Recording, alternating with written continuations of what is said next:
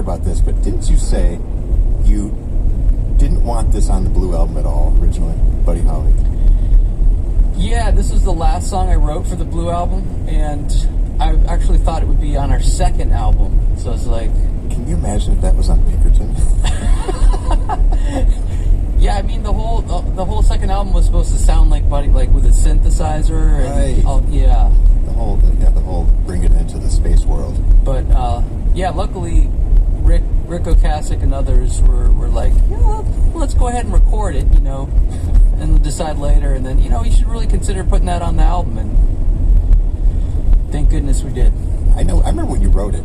Like I remember that you came out with a demo for that in the garage, and you had a I think it was Steve Graff's keyboard there. You played the line. Yeah, that was the whole inspiration for the song. Is I borrowed this chord keyboard from this kid Steve Graff at the Santa Monica College Choir. A lot of people say, "Oh, when you wrote that song, did you know it was going to be a hit?" I mean, obviously, we didn't think any songs were going to be hits at all. Yeah, we didn't think about hits back then. You made albums, right? But what was the moment? At some point, there had to be a point where you're like, "Okay, this song is major." Did it ever occur to you or not? No, not really. I mean, I just remember. I seem to remember hearing the video idea and think, "Oh my God, that's the greatest thing ever." I don't care who else likes it or doesn't like it. This video is going to be amazing. Okay. Yeah, but what I remember is I didn't want to wear my glasses in it because I didn't want to feel like I was ripping off. Was it "In Bloom" by Nirvana? Right. Where Kurt had these glasses on. He's the one. And it was also used for Microsoft 95, which I didn't have a computer at that time, so I had no idea. People, I think we were in like Eye of a Hurricane. We had no idea that we were some sort of phenomenon because of this computer program. Yeah, it was on the install disk for Windows 95 in a folder called Videos. And at that time, that was like, what? Videos on a computer? Videos can't be on a computer. Outrageous. They can't be on a computer. Let's talk about Windows XP, the update to Windows 95. I thought it was a cool update. It was a little more bubbly, a lot more color. The background is cool. Okay. All right, you ready, Susie? Carl? Yeah. Okay.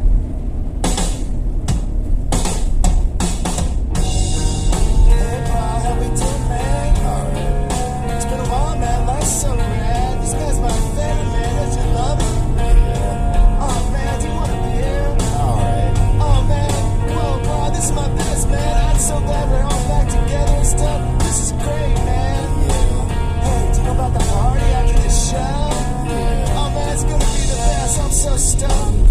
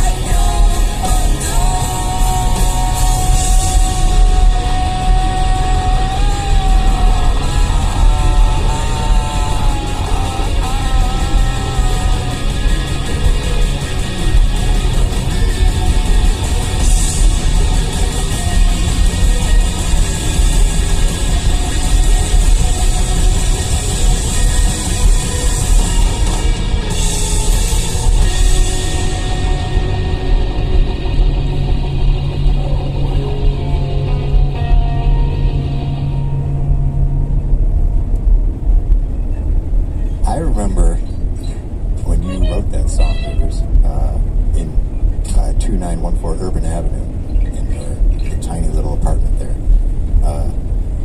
And you showed me this little piece of paper that had the lyrics on it. And I believe it was like these two conflicting thoughts on either side of the page. And, Yeah. you know, like, oh, everything's so great, everything sucks, everything's so great, everything sucks. The spirit of the bipolarity is It's the still whole there. It's like the whole point of the whole song, kind of. Yeah. And I had a question for Scott. You saw Weezer at Club Lingerie, Did see Weezer at Club Lingerie. so you must have witnessed this song being played live. I did see this song being played live. And my singer in my band, Black Elvis, at the time was like, "You got to come see this band. They're like totally nerds, but they have like heavy distorted guitars and killer melodies and songs. So it's like the Beach Boys, but filthy." I'm just like, this doesn't sound good. He's like, "No, come and see it." But I went and saw him, and I was very impressed. I'd never heard music like that or saw a band that looked like that. So to me, it was like, well, there's definitely something different and something going on here. When I heard Undone, I was like, well, this is kind of like a funny band. Like they're doing kind of a shtick, right?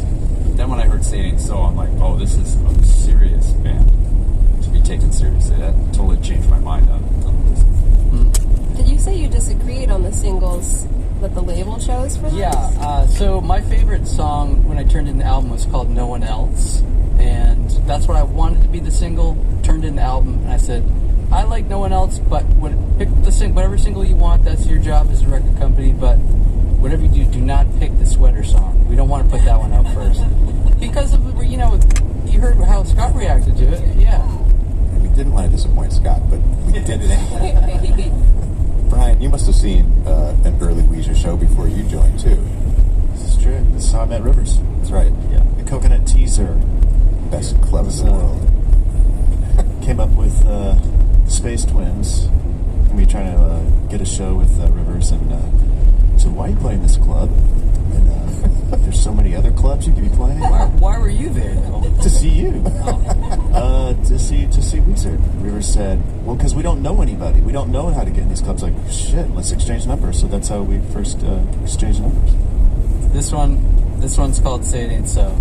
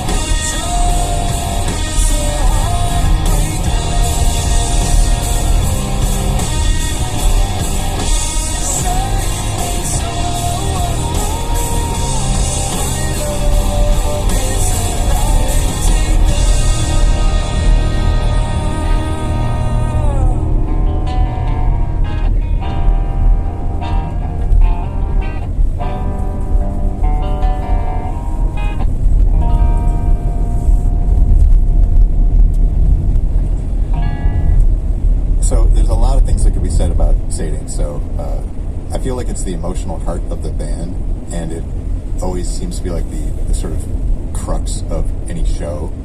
Like just like this sort of like climactic moment. But a thought occurred to me the other day, actually, just genuinely, I was walking down the street, I was like, there's no other Weezer song that's basically a ska or reggae song. Where in the world did that come from you? Because I know your background was not really that kind of music at all. Yeah, actually, when we first wrote it, we called it the classic rock song, and it didn't have any ska stuff at all. It was just strumming, and it sounded pretty lame. And then I came up with I made a second demo that was focused not on the songwriting at all, but it's just on the arrangement of the guitar parts and the bass part. And my inspirations were, one is Wax. They had a song called Hush. Oh, yeah. It's this kind of stuff. Pat could play it better than I could, but this is really, really cool guitar. Tom Gardocki was a guitar player. You can find it on Spotify. Go check it out. Hush by Wax. And then also I was thinking of a Pixies song. Weezer were more commonly known for, that kind of stuff. But that's where I got it from. I had also recently got into Axis Bold as Love, the Hendrix album, so that's how I learned how to do that kind of chordal hammering on. I love it. That's cool. I don't know why I never think to ask that question in 30 years, but I'm glad I asked it today. It also sounds nothing like ska or Wax or the Pixies, so it's funny how that works. Yeah. That's the wheeze for you. That's what you get. I guess the other thing I was going to ask about that was that you did the video at the garage house. I remember being back at the house thinking like it's not the same because these other guys are here and they're like putting different decorations up and stuff. Yeah. But and they have a TV. Right. That was we didn't have a TV. Yeah, there was video games. So that was right. There was still the drawer full of Taco Bell hot sauce, though. Yes. And if you went above the stove, there's like a little cabinet above the stove where the vent was. That was so full of Taco Bell packets that if you opened it, they all fall out, so you couldn't open it. When they sadly demolished that house, there was probably an explosion of hot sauce that went out. What was the total price of the meal, the bean burrito and the low-fat milk? Because that was an old lyric of yours. Sub 5. Oh, sub 3, I think, right? And milk? Yeah, low-fat milk. That's crazy. That was my jam. I have a question. You said earlier you couldn't hear hits on the album. Like you couldn't pick out. We didn't. I wasn't aware of what a hit was, or even a single. We weren't thinking about singles. We were just thinking about making a great record. And you knew it was great when you were making. I remember one time you said you went through a bad breakup, and I was like, "Well, how did you get over it?" And you were like, "Well, we made the Blue album, and the Blue album was coming out. That's how I got over it." Oh yeah. Yeah, we didn't know if it was going to be successful, but we knew it was great. We knew we loved it. One thing that I found really refreshing when the Blue album came out was not what was on it, but what wasn't on it. It had 10 songs, which in the era of the CD, like people were putting like as many songs as you could on the CD, you know? So 10 songs was not a lot of songs. It didn't have the lyrics in the booklet, and it almost didn't have a lot of album art. Like it was mostly the color blue. Yeah. And then you guys looking unassuming. And then just a picture of your practice space that had kind of these clues as to who you were. Yeah. And the font, Weezer, is like the plainest band logo you And no thank yous on it. And what else did it entail? Yeah, exactly. So this kind of obsession with like just presenting as little as possible, and having everything be super intentional. It was really mysterious, and it made me a lifelong fan. That was all very intentional, and I think it just comes from growing up, listening to my favorite records, and just studying the album cover and the back and the inside and all that, and just trying to pick up every little shred of information because there was so little information back then. Yeah. Obviously no internet, and I was out in the boondocks, so I didn't know what was going on. All I had were these album covers. Totally. The fact that you left so much mysterious was really, really enticing, and it made me want to know a lot. I still like it better not knowing as much. Like it's the same thing with my favorite albums. I didn't know what the guys looked like. There there was nothing on it. You're just like, but that's back when we would hold.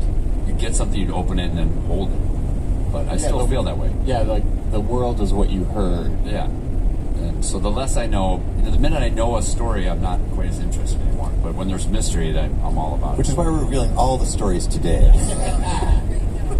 There's only one use of the word love, right, on the album? Yeah, so I had a songwriting rule, which was to not use love, because I heard love so much in songs growing up. So we use it in I just made love to your sweet memory. So, but it's kind of a noun there, so it's not like I love you.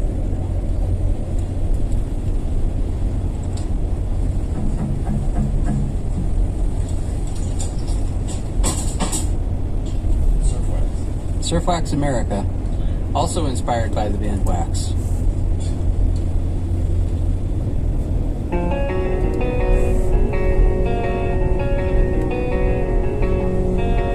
In 600 meters, turn right onto Route de Montbrun. I'm marching down so that'll go real fast. I'm marching down because it's really a blast. Going surfing because I know that the face. I'm bearing up because I hate the race. I'm bunching fun running on in the maze. I'm going surfing, I'm going surfing. You take your car to work, I'll take my board. And when you're out of fuel, I'm still aboard. Take the next right onto Route de Montbrun.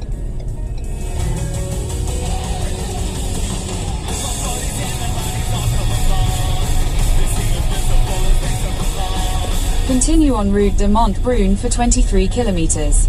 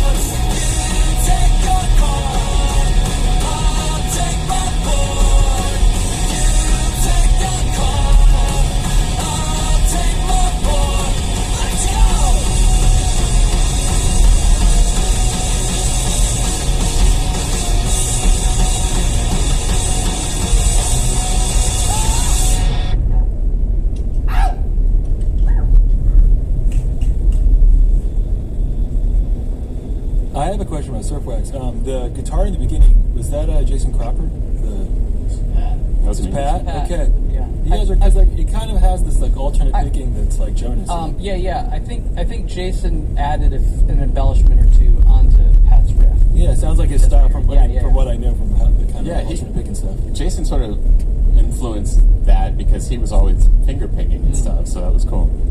Yeah, that was actually the idea when we formed was I'll play electric and we'll get a guy to play acoustic through the whole set. So he played only acoustic for the first year of our band. Yeah. But it was such that's a big part of Blue Album, right? Yeah. I'm talking 30 years of Blue Album. We had opens with all finger picking stuff. He would get maybe to the chorus of the first song live before the strings broke. Like, he's such a And he would just have no shirt on, just finger picking. Yeah, he's a powerful guy. Like, How many songs were on the original batch of demos? Or how many demos did you do, and then what'd you whittle it down to? I think the idea was you wanted to get to 50 before rehearsal. I don't think we quite got there, but we got maybe 30 or so. Yeah, 30 and change. And you had no kind of melody in your head for it. It was just the chords and the. No, but it was. I later realized it was sort of baked into a couple of the guitar parts, but I didn't hear it. I just liked that guitar part. He's the one who heard it. The way he writes the music and records the original demo, it sounds glorious before it gets to me, and then I just put it on. I'm like, I hear all these melodies popping out of it, and it's just like, oh, this is so easy. I love writing with him to this day. Often, like, the lyrics were totally separate, had nothing to do with the music. I would have the melody, and I love this song, but I have no idea what to sing about. And then I'd have to put on a completely different hat and think about, okay, what do I want to say right now? And just kind of mash those ideas onto the music. Sometimes people say, like, there's some kind of discrepancy between what I'm saying and what the tone of the lyrics is, and then what the music sounds like. I've heard people say that about the Blue Like Album. a contrast. Yeah.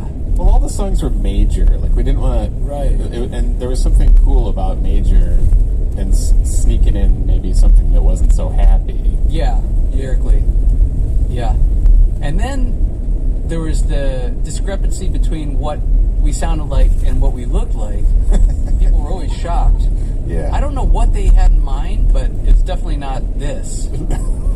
I remember at that time the industry would say something like, to get that Weezer thing, they said something about a wink. They kept on referring to a wink, and I had no idea what they meant. I don't even know how to wink. Wink was a metaphor for something, like irony. You know. That's what I We mean, know that yeah. we're joking here. But I don't. Yeah, I yeah. don't hear that anymore. Yeah. I think it's. And We weren't winking. Yeah, absolutely not. I remember discussions about that. There's no irony here, and like they keep talking about that with reviews and stuff, and there's none. Like, Although, for the first couple years we knew this guy, we knew him as Winky Smiles. That's weird. that is true. There was a wink. All those Chicago dudes from Wax, they all had names. Birdie Cutlass, Yes. Soda Pop, and then they gave me the name Winky Smiles. It's pretty genius, actually. Maybe I'll just be Winky Smiles. I think you've been Winky Smiles the whole time. You be quiet. Well, yeah, guys. Some pretty cool music you guys made. I'm glad you did it. I've been very happy to have been along for the ride. We really appreciate you. You've been with us since day negative whatever, because I mean, you took us to our first He rehearsal. had the car. Yeah, you were the guy with the car. It's astonishing to look back on it all and think about different periods. And no plan B for me, so I'm glad it worked out. Well, it's given us something to strive for every record since, to try to reach whatever that Blue Album magic was, and maybe that's what it was meant to do. But it's kind of the end of an era, I think. Like, soon thereafter, I felt like the internet rose. Like, things just changed after that mid-90s period. But people still love it, so there's something core about it that's very cool. I struggle with that question, like, how's it impacted me? But I just feel like it's created this whole amazing journey for us, this career. It's been an incredible 30 years since it came out, and I got to share it with these guys, which has been a total blast. I'm so glad we still get to do it. Yeah, me too. So thank you, Blue. Oh, yeah.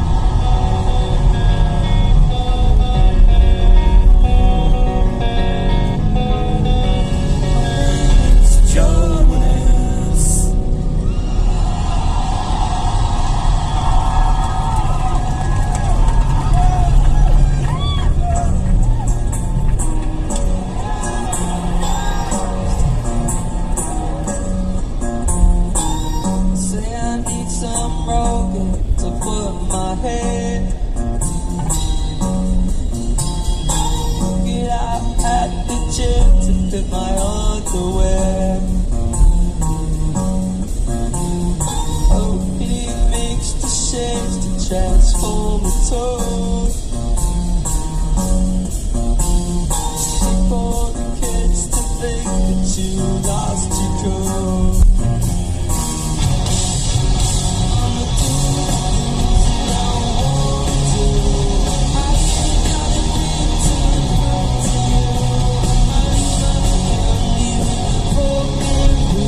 Excuse my fears if I make me sing. I ain't gonna wear the clothes that you like.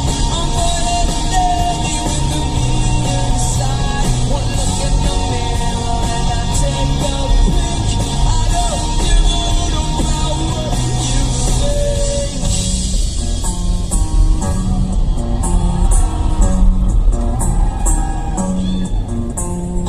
Everybody likes to dance to a happy song. That's true. With the catchy chorus and beat so we can move along. That's right. That's all true. Hello?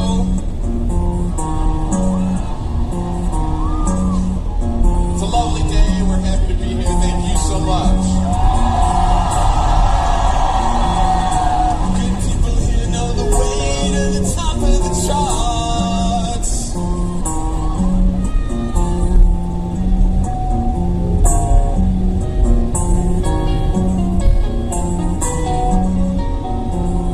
Maybe if we work with y'all, we could perfect the art.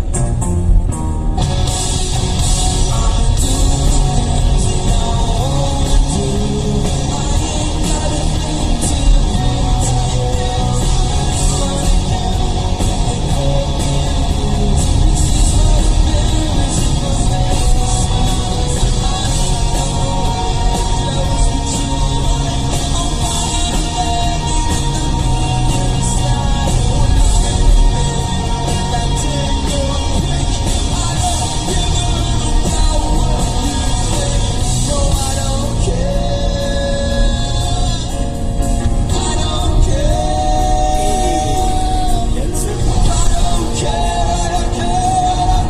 I don't care. I'ma do things that I wanna do. I ain't got a thing to prove to you.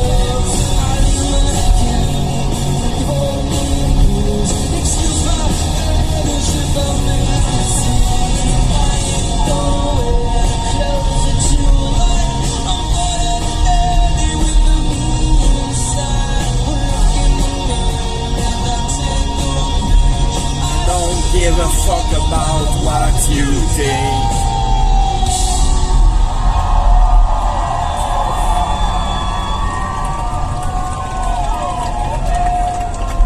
Hola, mis amigos.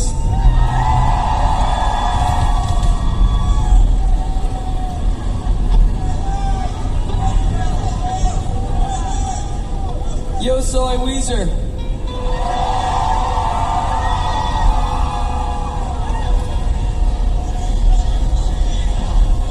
Listen. In 500 meters, turn right onto Route Deger-Bayleur.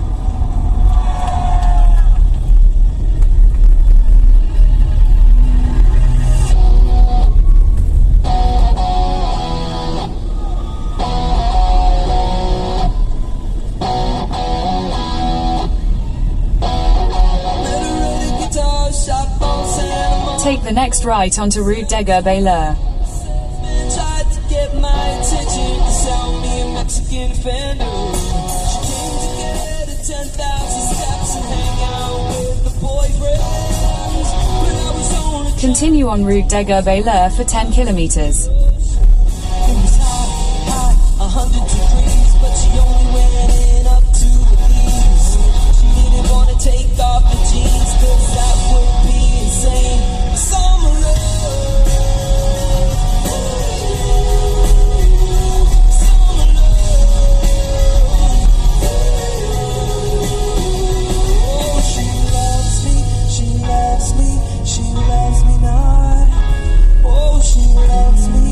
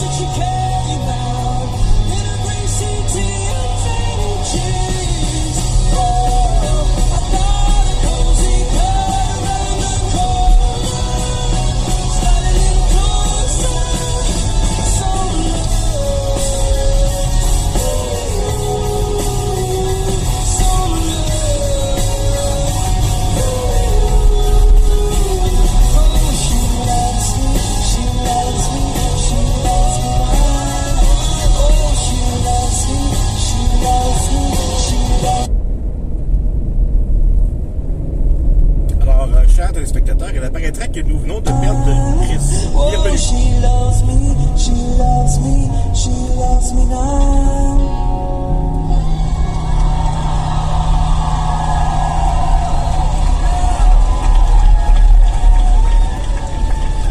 Je pensais qu'on avait perdu le réseau. On our Mais new non. album coming out on October 27th called Pacific Daydream. Et je tourne.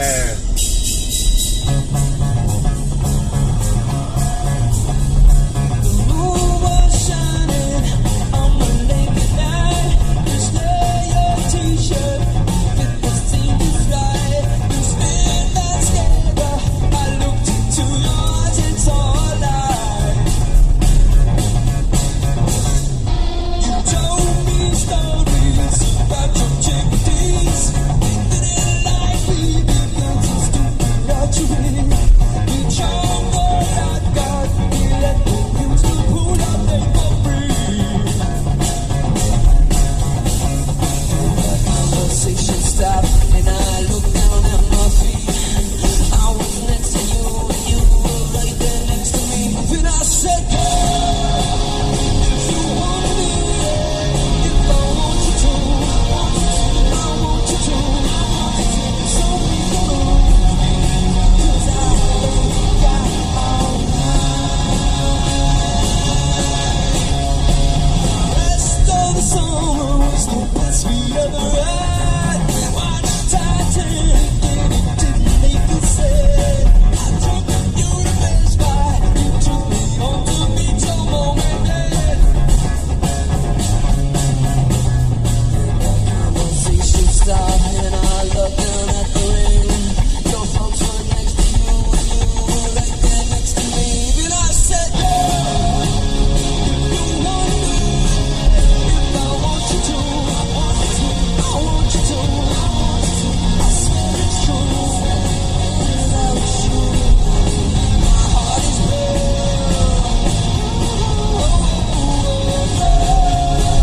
If you want me, if I want you to, I want you to. So make a move, 'cause I ain't got all night.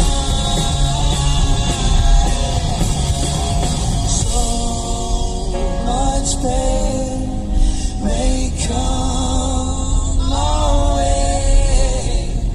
There may come a day when we have nothing left to say.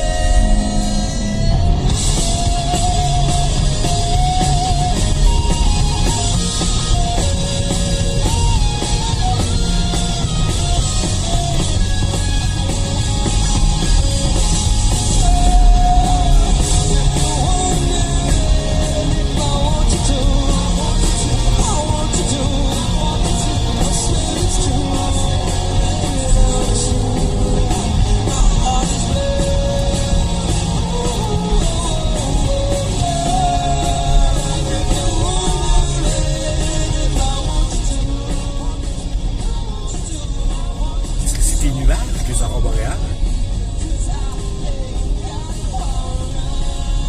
Oh! Alors, j'interromps temporairement la musique parce qu'il y avait des lueurs dans le ciel. J'arrive pas à déterminer si c'est des nuages ou si c'était des aurores boréales ou un mélange des deux.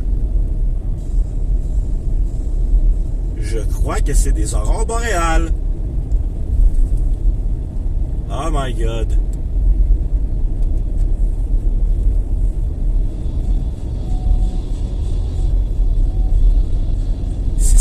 Si c'est ça, je vais faire une nuit blanche. En tout cas, un bout. My brain, why am I so wildly insane? In a perfect situation, a little down the drain. As the pitch slow straight, all I have to do is swing. I'm a hero, but I'm a zero.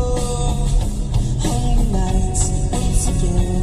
Now it's good and unbelievable, 'cause I could not have it better, but I just can't get no play from the girls all around as they search the night for someone to hold on to. I just passed through, Singing. oh,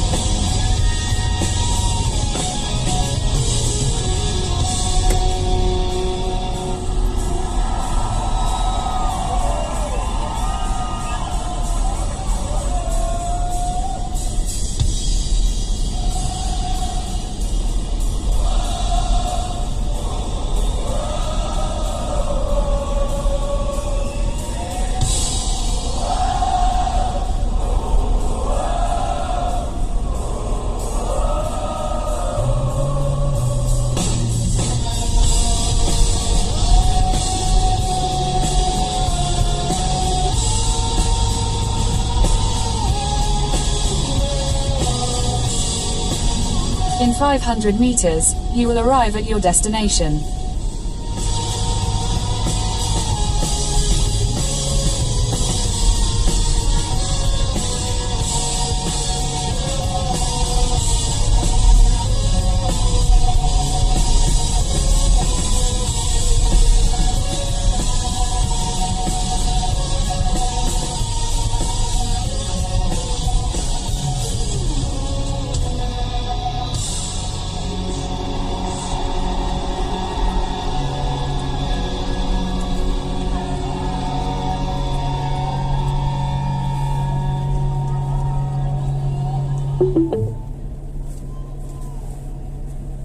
You have arrived.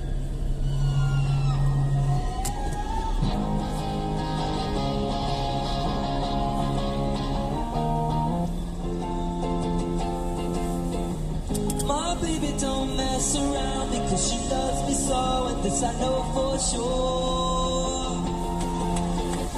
But does she really want it? Because then to see me walk out the door. Don't you?